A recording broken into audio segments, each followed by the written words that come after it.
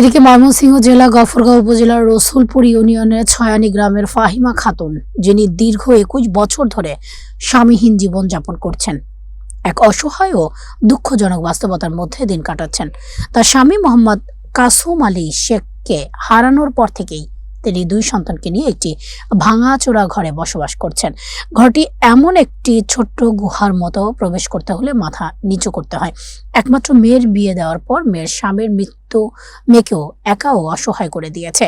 ফাহিমা খাতুন বলেন, আমার স্বামী মারা যাওয়ার পর থেকে একা এই ভাঙাচোরা ঘরে বসবাস করছি। খাবারের জন্য প্রতিদিন লড়াই করতে হয়।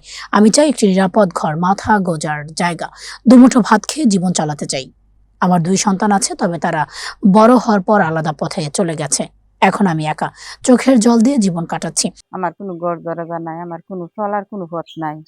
এলাকার মধ্যে অনেক গরিব গরিব আছে, মনে করুন যে হেরা ইত্যাদি করতে পারে না, টাঙ্গর কেমনি হেল্প করবো।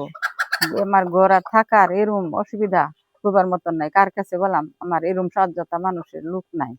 মানে আপনারা দেখতেছুন, আইসুন, মানে আমার পরিস্থিতি শুনে গেলেন, দেখে গেলেন, নিজের চোখে আপনারা একটু দয়া করে আমার ঘরের একটা ব্যবস্থা করবেন। আমি এরম অসহায়, মনে করি আমি ঘর দরাতে আমার থাকা অনেক কষ্ট, অনেক আমি নিরোহা।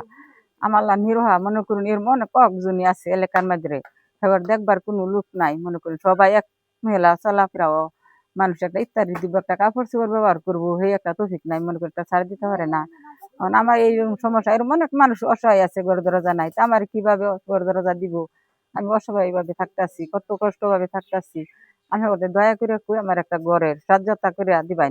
21 বছর ধরে তার বাপ মারা গেছে, আমি 21 বছর ধরে এই ছেলে লইয়া আমি যে কিভাবে চলতাছি কইবার মতো নাই। আমার যে একটা মেয়ে আছেন, যে মেয়েটার বিয়ে দিয়েছে, মেয়েরও স্বামী মারা গেছে, হেরও একটা ঘর দরজা নাই। আপনারা দেখলে নিজে ইচ্ছা কইবেন যে না, মেয়ের যে দশা, হের মারও এই দশা।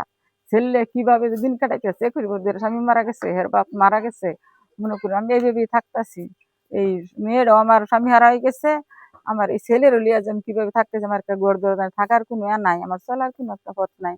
আমি কিভাবে চলি, মানুষের কাছে আমি কইবার গেলেও আমার লজ্জা লাগে। আপনারা দয়া করে আপনাদের কাছে আমি দোয়া চাই, বা একটা দিন আইতেছে, মনে করি আমি কিভাবে থাকাম, কিভাবে চলাম। আমার এই একটা, আপনারা অনেক সমর্থ করবেন যে না, এই মহিলা তো অসহায় আছে, আমার কাছে কোনো কিছু বলছে না, আমরা যা গেছি না, খোঁজখবর লইছি না, আমার একটা ছেলে লিয়ে আমি স্বামীর বাড়ি দিন। গ্রামের কিছু প্রতিবেশী জানান, ফাহিমা খাতুন এতদিন একা কষ্ট করে বেঁচে আছেন। বর্ষা ও শীতে তার ছোট্ট ঘর যেন আরো এক ধরনের কষ্টের কেন্দ্র হয়ে দাঁড়ায়। তাকে সাহায্য করা আমাদের সবার দায়িত্ব। স্থানীয় সচেতন নাগরিকরা জানিয়েছেন, সমাজের সহমর্মিতা ও কার্যকর উদ্যোগের মাধ্যমে ফাহিমা খাতুনের জন্য মাথা গোঁজা নিরাপদ ঘর, খাদ্য এবং সামাজিক নিরাপত্তা নিশ্চিত করা সম্ভব।